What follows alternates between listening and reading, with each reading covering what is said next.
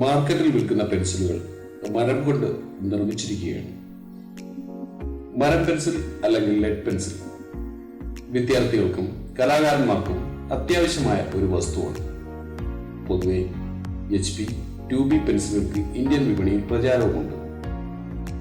കമ്പ്യൂട്ടറുകളുടെയും ടാബുകളുടെയും ഫോണുകളുടെയും കാലഘട്ടത്തിൽ പോലും പെൻസിൽ വ്യവസായം വളരുകയാണ്. തടികൊണ്ടുള്ള പെൻസിലിന് വിപണിയിൽ ആവശ്യക്കാർ ഏറെയാണ്. സ്കൂളുകളിലും കോളേജുകളിലും സർക്കാർ ഓഫീസുകളിലും ഈ ഉൽപ്പന്നത്തിന് ആവശ്യക്കാർ ധാരാളമാണ്. ഈ ഡിജിറ്റൽ യുഗത്തിലും പെൻസിലുകൾ പലരുടെയും വിശ്വസ്ത കൂട്ടാളികളാണ്. ഇന്ന് ലോകമാകെ പ്രതിവർഷം 20 ബില്യൺ പെൻസിലുകൾ ഉപയോഗിക്കുന്നു എന്നാണ് കണക്കുകൾ സൂചിപ്പിക്കുന്നത്. ഇന്റർനെറ്റിന്റെയും ഫോണുകളുടെയും ആധിപത്യമുള്ള ഈ കാലഘട്ടത്തിലും പെൻസിൽ വ്യവസായം വളരുന്നു എന്നത് ഒരു ശുഭ സൂചനയാണ്. മൃദുവായ തടികളാണ് പെൻസിൽ നിർമ്മാണത്തിന് ഉപയോഗിക്കുന്നത്. ദേവദാരു മരത്തിന്റെ തടികളാണ് സാധാരണയായി പെൻസിൽ നിർമ്മാണത്തിന് ഉപയോഗിക്കുന്നത്. എന്നാൽ കേരളത്തിൽ വട്ടമരത്തിന്റെ തടിയാണ് പെൻസിൽ നിർമ്മാണത്തിന് ഉപയോഗപ്പെടുത്തുന്നത്. വളരെ മൃദുവാണ് വട്ടമരത്തിന്റെ തടികൾ എന്നതാണ് ഇതിന് കാരണം. ഇത്തരം വുഡ് സ്ലേറ്റുകൾ നിർമ്മിക്കുന്ന കേരളത്തിലെ ഒരു സ്ഥാപനത്തിലേക്കാണ് നമ്മുടെ ഇന്നത്തെ യാത്ര.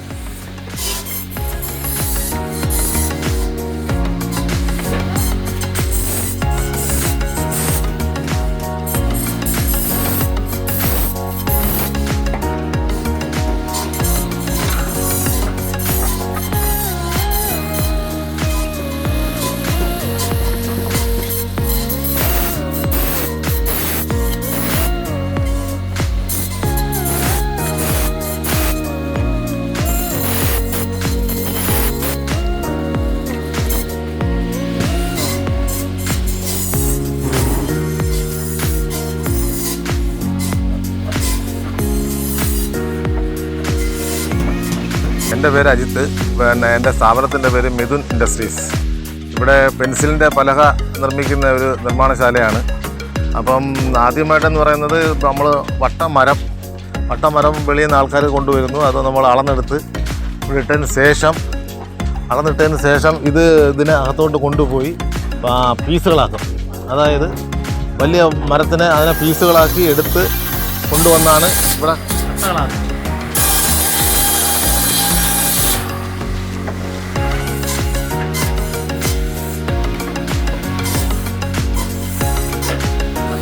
അതിൻ്റെ നീളം എന്ന് പറഞ്ഞാൽ 80 സെൻറ്റിമീറ്റർ നീളത്തിലാണ് നമ്മളത് കട്ട് ചെയ്ത് കൊണ്ടുവന്ന് ഇവിടുന്ന് പിന്നെ നാട്ടായിട്ട് കൊണ്ടുപോകും. അതായത് പിന്നെ 5.5 mm തിക്നെസ്സിൽ അവിടെ അറുത്ത് വരും.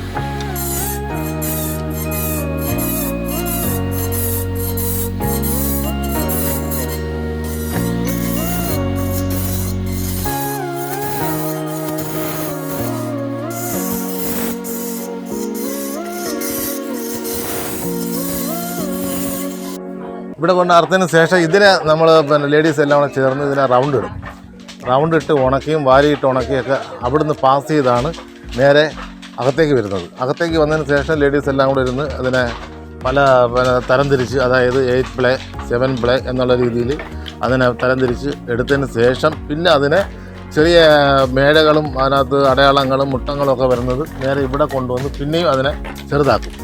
ചെറിയ രീതിയിലെന്ന് പറഞ്ഞപ്പോൾ 8 പ്ലേ 7 പ്ലേ എന്നുള്ള രീതിയിൽ ചെറുതാക്കി അതിനെയാണ് കൊണ്ടുപോയി എണ്ണി പിന്നെ ഓരോ പീസുകളും, അതായത് എണ്ണിയാണ് നിറയ്ക്കുന്നത്. നിറച്ച് പാക്ക് ചെയ്യുന്നതെല്ലാം പിന്നെ നിറച്ച് എടുത്താണ് ഇവിടുന്ന് നമ്മൾ വേറെ പണിയൊന്നുമില്ല. നിറച്ച് പാക്ക് ചെയ്തതിന് ശേഷം ഇവിടുന്ന് പിന്നെ വണ്ടി വരുന്നു. നമ്മൾ കമ്പനിയിൽ നിന്ന് വണ്ടി വരും. ഡോംസ് കമ്പനിയാണ്, ഗുജറാത്തിലാണ്, ഉമർഗം സ്ഥലത്താണ് ഡോംസ് കമ്പനി. അപ്പോൾ അവർ വണ്ടി വിടുന്നു, നമ്മൾ സാധനം കയറ്റി വിടുന്നു. അതായത് ഒരു ലോഡെന്ന് പറയുന്നത് 420 ചാക്ക്. അതാണ് ഇവിടെ ഇപ്പോൾ ചെയ്തുകൊണ്ടിരിക്കുന്നത്. അവിടുന്ന് ഇപ്പം നമ്മൾ പിന്നെ ഇവരിത് അറുത്ത് കഴിഞ്ഞിട്ട് അവിടെ കൊണ്ടിട്ട് അത് ഉണക്കി റൗണ്ടാക്കിയിട്ട് ഉണക്കിയെടുത്ത് അത് പിന്നെ പാസ് ഉണക്കാനാണ് ഇവിടെ കൊണ്ടിരുന്നത്. ഇവിടെ ഇട്ടതിന് ശേഷം ലേഡീസ് ഇരുന്ന് ഇത് പല രീതിയിൽ തരംതിരിച്ച്, അതായത് പിന്നെ 8 പെൻസിൽ 7 പെൻസിൽ 6 പെൻസിൽ അങ്ങനെയുള്ള രീതിയിൽ തരംതിരിച്ച് അതിനെ പിന്നെ കട്ട് ചെയ്ത് എടുക്കുന്നതാണ് പെൻസിലിൻ്റെ ഒരു അളവെന്ന് പറയുന്നത്. അത് ഇവിടെ കൊണ്ടുവന്നതിന് ശേഷം അവർ ദാണ്ട സെക്ഷനായിട്ട് തിരിച്ച് ഇത് 8 പെൻസിൽ തിരിക്കും. അതായത് 2 പ്ലേറ്റുകൾ പലകൾ തമ്മിൽ ഒട്ടിച്ചാണ് ഈ പെൻസിൽ ഉണ്ടാക്കുന്നത്. നമുക്കിപ്പോൾ ഇത് പലക ഉണ്ടാക്കുന്ന ഒരു ജോലി മാത്രമേ ഇവിടെ ഉള്ളൂ. ഇത് ഇപ്പം 8 പെൻസിലായിട്ട് ഇവർ അടിച്ച് വെച്ചേക്കുക. പല രീതിയിൽ ഇപ്പോൾ അത് കൂട്ടം കൊണ്ടിട്ടിട്ട് 8 പെൻസിൽ, ഇത് 7 പെൻസിൽ, ഇത് 6 പെൻസിൽ, ഇത് 5 പെൻസിൽ, 4 പെൻസിൽ, 3 പെൻസിൽ. ആ രീതിയിലാണ് അളവ്. അളവെന്ന് പറയുമ്പോൾ 8 പെൻസിൽ എന്ന് പറയുമ്പോൾ ഒരു പലകയുടെ വീതി എന്ന് പറയുമ്പോൾ 71 മില്ലിമീറ്ററാണ്.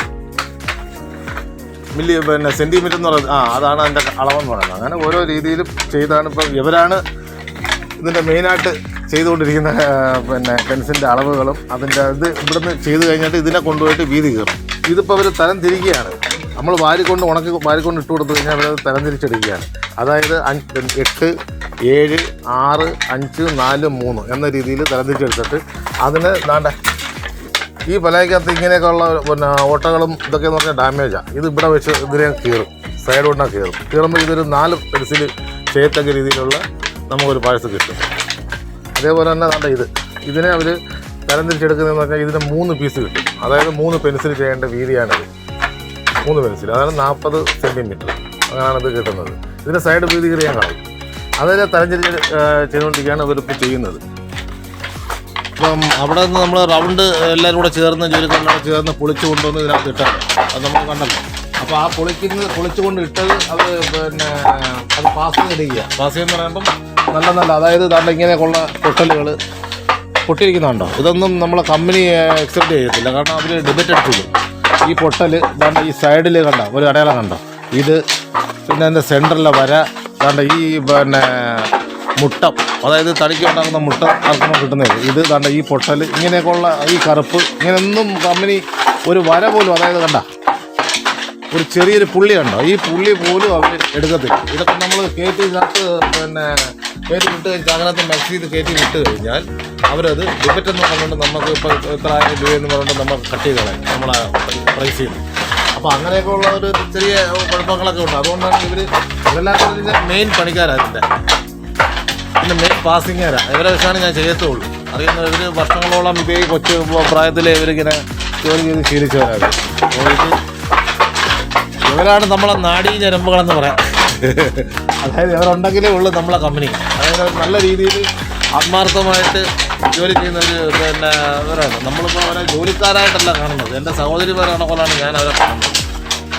അപ്പോൾ ആ രീതിയിലാണ് അവർ എൻ്റെ അടുത്തും പെരുമാറുന്നത്. എല്ലാ കാര്യങ്ങളും ജോലി ചെയ്യുന്നത് എല്ലാത്തിനും. അപ്പോൾ അവരുണ്ടെങ്കിലേ ഞാനും ഉള്ളു. ഇപ്പം നല്ല രീതിയിൽ അത് പാസ് ചെയ്ത് കഴിഞ്ഞു. അതായത് 2 അട്ടി ഇതേപോലെ അത് ഫുള്ളും അവർ അട്ടിയായിട്ട് ഇങ്ങനെ 10 പീസ്, അതായത് ഒരു പിന്നെ സ്ലാട്ട് എന്ന് പറയുന്നത് 10 പീസാണ്. 2, 4, 6, 8, 10 ഇതാണ് അവരുടെ അളവെന്ന് പറയുന്നത്. 10 പീസ് വെച്ചാണ് 900 സ്ലാട്ട് നമ്മളൊരു ചാകരം നിറയ്ക്കുന്നത്. ഇപ്പോൾ അവർ നിറച്ചുകൊണ്ടിരിക്കുക. അതെന്ന് പറയുന്നത് ഫുള്ളൊരു ചാക്കെന്ന് പറയുന്നത് 8 പെൻസിൽ നിർമ്മിക്കുന്നതിന് വേണ്ടിയുള്ളത് 900 പീസാണ് ഒരു ചാക്കെന്ന് പറയുന്നത്. അതാണ് നടന്നുകൊണ്ടിരിക്കുന്നുണ്ട്. ഇത് മെയിൻ പാസിങ്ങാണ്. മെയിൻ പാസിങ് കഴിഞ്ഞ് ഫസ്റ്റ് ക്വാളിറ്റി സാധനമാണ് ഇപ്പോൾ അവർ ചെയ്തുകൊണ്ടിരിക്കുന്നത്. കണ്ട ഒരു അടയാളങ്ങളോ ഒരു പുള്ളിയോ ഒരു വരയോ ഒരു പൊട്ടലോ അങ്ങനെ ഒന്നും നിൽക്കാൻ പാടില്ല. നല്ല ഫസ്റ്റ് ക്വാളിറ്റി സാധനമായിട്ടാണ് അവർ ചെയ്തിരിക്കുന്നത്. അപ്പോൾ അത് നിറയ്ക്കുന്നുണ്ട്.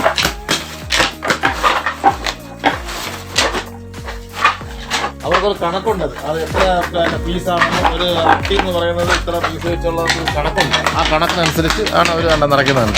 അത് എണ്ണയൊന്നും വേണ്ട, അവർക്കത് തിട്ടമാണത്. കാരണം വർഷങ്ങളുണ്ട് അവരത് ചെയ്യുന്നത് കൊണ്ട് അവർക്കത് തിട്ടത്തിൽ അവർ എടുക്കുകയാണ്. ഒരു പീസ് പോലും കുറയത്തില്ല. 900 പീസെന്ന് പറഞ്ഞു കഴിഞ്ഞാൽ 900 പീസും ഉണ്ടായിരിക്കും ഒരു ചാക്കിനകത്ത്.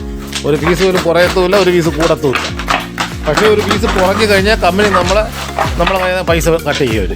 ഓരോ ചാക്കും, അതായത് ഇവിടുന്ന് നമ്മൾ കയറ്റി വിടുമ്പോൾ അപ്പോൾ 420 ബാഗാണ് ഞാനൊരു ടോറസ് വണ്ടിയിൽ കയറ്റി വിടുന്നത്.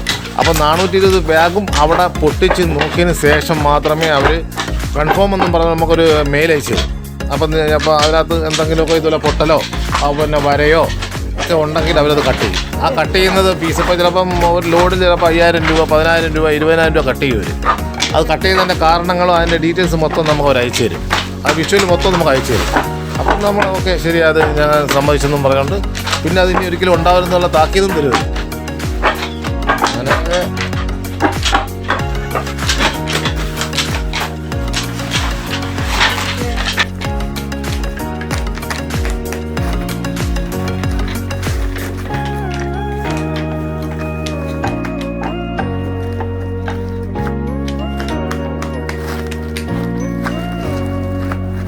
ഇപ്പം പെൻസിൽ നിർമ്മാണത്തിലാണ് ഈ വട്ടമരം ഉപയോഗിക്കുന്നത്. പെൻസിൽ പിന്നെ ലോകം മൊത്തം എഴുതുന്നത് നമ്മൾ ഈ വട്ട മരത്തിൽ കിട്ടുന്ന പെൻസിലാണ്. പെൻസിലെന്ന് പറയുമ്പം നമ്മളിപ്പം പിന്നെ മറ്റ് മരങ്ങളിൽ നിന്നും നമുക്കിത് പലക ഉണ്ടാക്കാനോ അല്ലെങ്കിൽ പെൻസിൽ നിർമ്മിക്കാനോ ഒന്നും ഒക്കത്തില്ല. കാരണം എന്ന് വെച്ച് കഴിഞ്ഞാൽ സോഫ്റ്റ് വുഡാണ്. സോഫ്റ്റ് വുഡ് എന്ന് പറയുമ്പോൾ ഇതിപ്പോൾ പെൻസിലെന്ന് പറയുമ്പം ബ്ലേഡ് കൊണ്ട് ചെത്തി നമ്മൾ മുന ഉണ്ടാക്കുന്നതാണ്. ഇപ്പം സ്വാഭാവികമായിട്ടും അങ്ങനെയാണല്ലോ നമ്മൾ ചെയ്തുകൊണ്ടിരിക്കുന്നത്. അപ്പോൾ വേറൊരു മരത്തിനും ഇതേപോലെ പെൻസിൽ നിർമ്മിക്കാൻ ഒക്കത്തില്ല. ഒക്കത്തില്ലെന്ന് വെച്ചാൽ ഇന്ന് വരെ ആരും അങ്ങനെ ചെയ്തിട്ടുമില്ല. വട്ടമരമാണ് സോഫ്റ്റ് വുഡ് എന്ന് ഉദ്ദേശിക്കുന്നത്. അപ്പോൾ ഇത് കിട്ടാനും ഇപ്പം വലിയ പിന്നെ ബുദ്ധിമുട്ടാണ് വട്ടമരം കിട്ടാനും. പിന്നെ ഒരു മരം മുറിച്ച് കഴിഞ്ഞാൽ പിന്നെ അതിൻ്റെ ചുവട്ടിൽ നിന്ന് പിന്നെയും പൊട്ടിക്കിളിച്ച് അങ്ങനെയൊക്കെയാണ് മരങ്ങൾ നമുക്ക് കൊണ്ട് എത്തിക്കുന്നത് ആൾക്കാർ. ഇത് പിന്നെ ഓരോ പുരാടങ്ങളിലും ഉണ്ട് ഈ വട്ടമരം. വട്ടമരം എന്ന് പറയുമ്പോൾ അതാണ് നിൽക്കുന്നതാണ് വട്ടമരം എന്ന് പറയുന്നത്. ഒരു വട്ട ഇല ഒക്കെയകത്താണ് ഈ മരം ഇതാവുന്നത്. പക്ഷേ ഇത് വലിയ ഓരോ പുരയിടത്തിൽ നിന്നും ചില പുരയിടങ്ങളിലൊക്കെ എന്ന് പറഞ്ഞാൽ 2 മരം 3 മരം അങ്ങനെയൊക്കെ കാണും. അങ്ങനെ ഈ പിന്നെ ജോലിക്കാരെന്ന് പറയുന്നത് മുറുപ്പുകാർ ഓരോ പുരയിടത്തിൽ നിന്ന് 3 മരം മറ്റു പുരയിടത്തിൽ നിന്ന് 3 മരം അങ്ങനെ എല്ലാം കൂടെ കളക്ട് ചെയ്താണ് പിന്നെ ഒരു ലോഡാക്കിയാണ് നമുക്ക് കൊണ്ടു തരുന്നത്. കേരളത്തിലേ ഉള്ളൂ ഈ വട്ടയെന്ന് പറയുന്നത്, കേരളത്തിൽ മാത്രമേ ഉള്ളൂ. അല്ലാതെ വേറൊരു രാജ്യത്തും പിന്നെ വട്ടമരം ഇല്ല. വേറെ സ്റ്റേറ്റുകളില്ല. കേരളത്തിൽ നമ്മൾ ലോകം മൊത്തവും പോകുന്നത് നമ്മൾ കേരളത്തിൽ ഈ വട്ടമരത്തിൽ നിന്നുള്ള പെൻസിലാണ് നമ്മൾ ഉപയോഗിക്കുന്നത്. അല്ലാതെ വേറെ ഒരു മരത്തിൽ നിന്നും നമുക്ക് പെൻസിൽ ഇപ്പം അവൈലബിൾ അല്ല.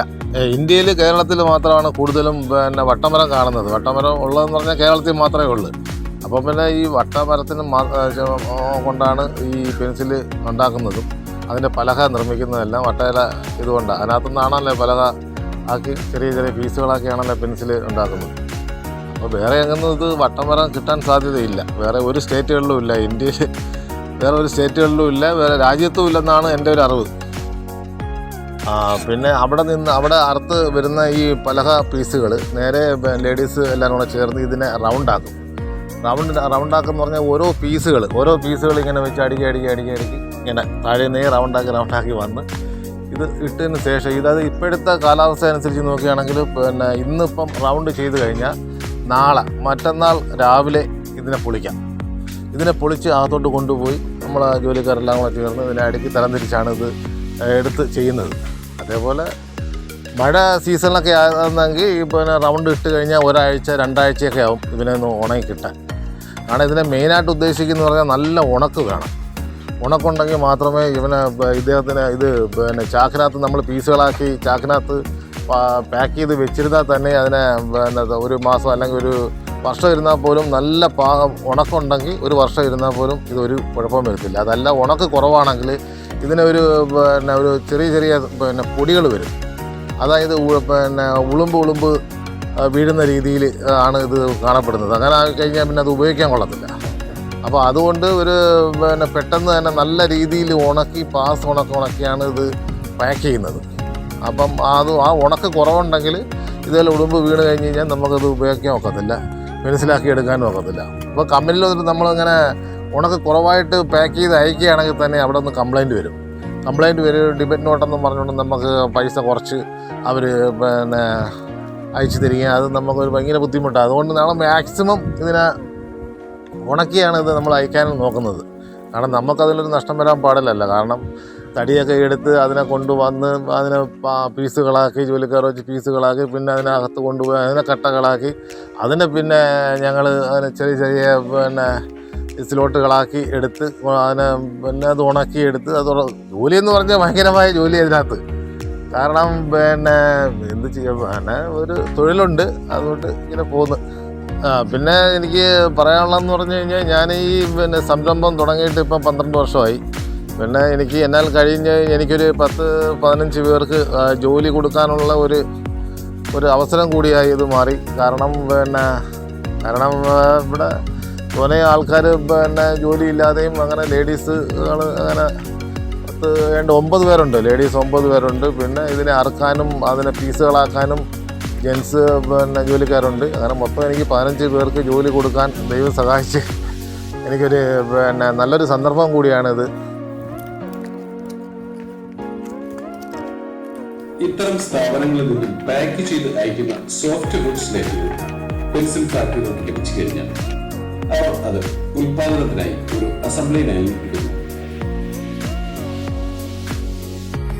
പിന്നീട് ചതുര പലകകളെ ഭീമാകാരമായ കട്ടിംഗ് വീലുകളിലൂടെ കടത്തിവിട്ട് ഗ്രൂവുകൾ കൊത്തിയെടുക്കുന്നു. പിന്നീട് ഈ ഗ്രൂവുകളിൽ യന്ത്ര കൈകളുടെ സഹായത്താൽ ഗ്രാഫൈറ്റ് ഗട്ടുകൾ നിരത്തുന്നു. തുടർന്ന് മറ്റൊരു വുഡ് സ്ലേറ്റ് സാൻഡ്വിച്ച് രീതിയിൽ നടക്കുന്നു. ഇത്തരം സാൻഡ്വിച്ച് സ്ലേറ്റുകളുടെ പശ ഉണങ്ങിയതിനു ശേഷം മുറിക്കാൻ തയ്യാറാക്കുന്നു.